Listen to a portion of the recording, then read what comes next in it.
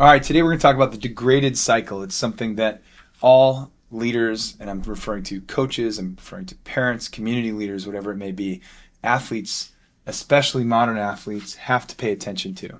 So the degraded cycle essentially refers to this cycle of default positions in our daily living. They also, I drew the higher order performance framework down here just as a reference point because it informs all of what we're going to talk about. It also shows us a path out once we find ourselves potentially stuck. So this may be very familiar, hopefully not too familiar, but it just might. So let's say you go to sleep, and then you wake up, and I'm going to just use some potentially provocative terms. You trudge through your day. You put your head down, you work, you show up to the gym and you train, you show up to class and you study, or you go to your job and you're 9 to 5, just you're on sort of a wheel, so to speak, but you wake up and go to that thing. In a state of sleep deprivation, we've talked about this in previous lessons, but in a state of sleep deprivation, not only are we subject to a host of cognitive disruptions, meaning we can't focus quite as well, we might be more emotional, not an emotional awareness is good, of course, so not emotional in a bad way, but we might be more reactive to certain things. That is, maybe we go into a conversation with a peer who says something, at least they thought it was a relatively innocent comment, maybe it's a bit of feedback, but it lands heavier because of our sleep deprivation. Very, very common. So we go into the day and we encounter these challenges in a somewhat degraded state. And then we also talked about key hormones that are thrown off in a place of sleep deprivation. Those influence the way we nourish ourselves, just nutrition broadly speaking, with no judgment or suggestions on how you should eat. But what we find is that we're more subject to ease. So we might eat more fast food. We might just go find a vending machine between classes or whatever it might be. And we nourish with things that aren't all that nourishing, potentially. And we continue to go through our day. Maybe we sit in a little, I'm making this up right now, but it applies to my life.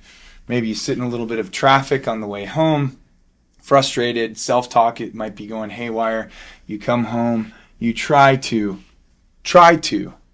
regulate and come down from a challenging day. You could do that in any number of ways. Maybe I'm just going to put TV/phone. That becomes very common for people. So now you're just absorbed in a screen-based environment. All sorts of thoughts come up when I say that out loud. But let's just say one of the simplest and easiest is that while you're watching TV, you might be snacking on junk food. This is, again, coming from real first-person experiences. And maybe your sleep gets pushed back just a little bit. Now, what we find ourselves, unfortunately, trapped in to some degree is a degraded cycle.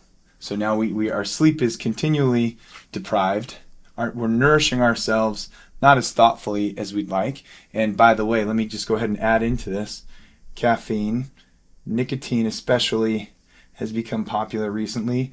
Energy drinks that's just an absolutely booming market. So we're ingesting all of these things to compensate for the sleep deprivation. We're still just as subject to all the emotions and degraded states that sleep deprivation creates within us. Now we're getting these up and down cycles of sugar, caffeine, crash. Nourishment in some other way, crash. A bag of Cheetos, and Cheetos happen to be delicious. So again, no judgment here, but it's probably smart that we find ourselves when we're caught in this. Awareness is always step one.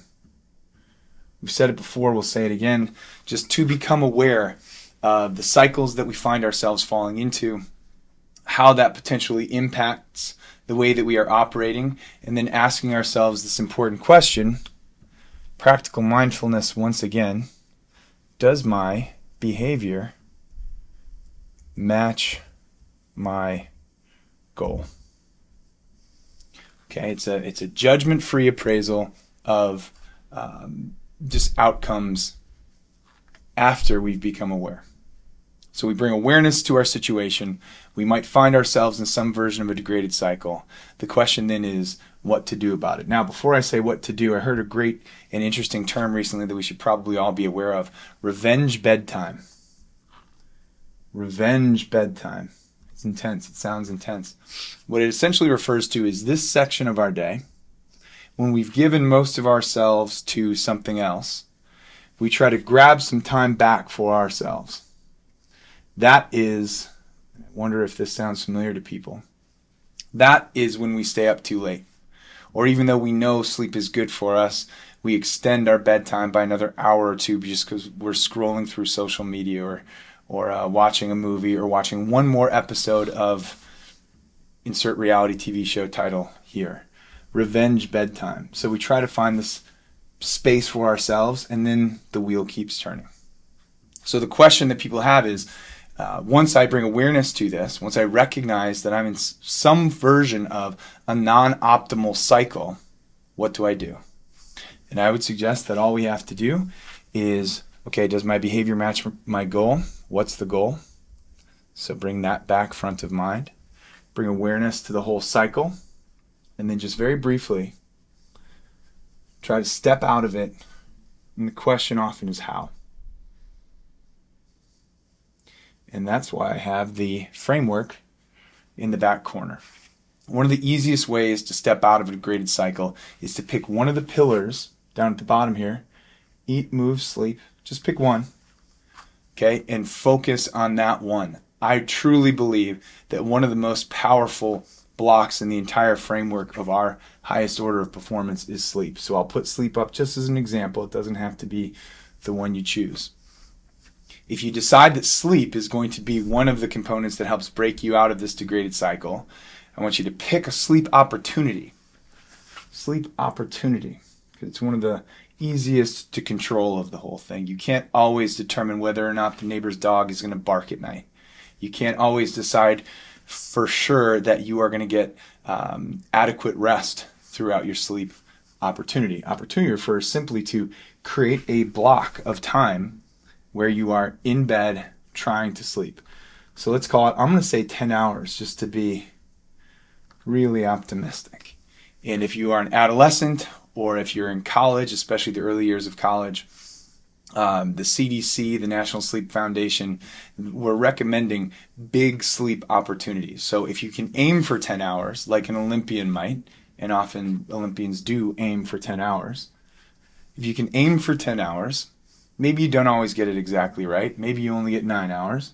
But if you are living in the modern world, especially if you're adding the additional stress of training, resistance training, speed training, playing a sport, whatever it might be, then this probably is a worthy aim. The request and the way to step out of the cycle is not to say, okay, I'm changing everything about my life forever, moving forward, this is the way I am now. If that's helpful for you to think of it that way, fine. But one of the easier ways is just to run a small experiment on yourself. Small experiment on yourself. Go 3 to 5 days of giving yourself this significant sleep opportunity. So you're stepping out of the cycle that you were currently in. You're adjusting whatever has to be adjusted to commit to one thing, one component, for a short duration. But like any scientific experiment, it has to be run well. Otherwise, we can't accurately identify whether or not it was effective for us. So let's say you go 2 days. Let's say you commit to 5, but you only get 2, and then whatever, life happens. You get invited to a birthday party or a concert and you end up going. That's fine. But start from the top again. Make sure that you run the experiment cleanly. So we're aiming for, let's say 5 days, 10-hour sleep opportunity, knowing that life happens and we'll probably only get 9. And then the request is that you just journal some version of a reflection on the back end. And you answer very simply, was this effective? Now, what we've found, of course, you might be able to guess that, yeah, it's going to feel good to sleep well and for longer than you usually do. Okay. Well, what we've found is that when you can get one piece of the puzzle into place, other pieces start to fit in around it. So, for example, you might sleep better if you've worked out that day. Whereas if you are sedentary for your full waking hours, all of your waking hours, your sleep is not quite as gratifying or fulfilling as it might have otherwise been. So you try to sleep well. Maybe you go for a walk down the second stretch of your day after lunch or something like that. That might just organically fall into place. Maybe because you are more well rested, you are more likely to make thoughtful nutritional decisions. So you don't have that third, or in some cases fifth, or in even extreme cases 8th or 10th cup of coffee. I hope that doesn't sound familiar to people, but it definitely comes up now and then. So your nutritional decisions, your movement decisions are all starting to move. They're starting to fluctuate and fall into place alongside that one block that you set up. Now again, it doesn't have to be sleep. It just has to follow a very simple process. The recognition or the awareness that you are just putting one foot in front of the other in a non-optimal way, that you're in one of these degraded cycles. You pick one component of the framework, focus on it, and then commit to a small experiment on yourself. Do one of these ideas, backed by research and experience. Do one of these ideas sound appealing to me? Okay, fine. Try it. Run the experiment. Journal at the back end. Ask yourself if it worked. And then just a very simple additional question. Do I want to keep this habit going?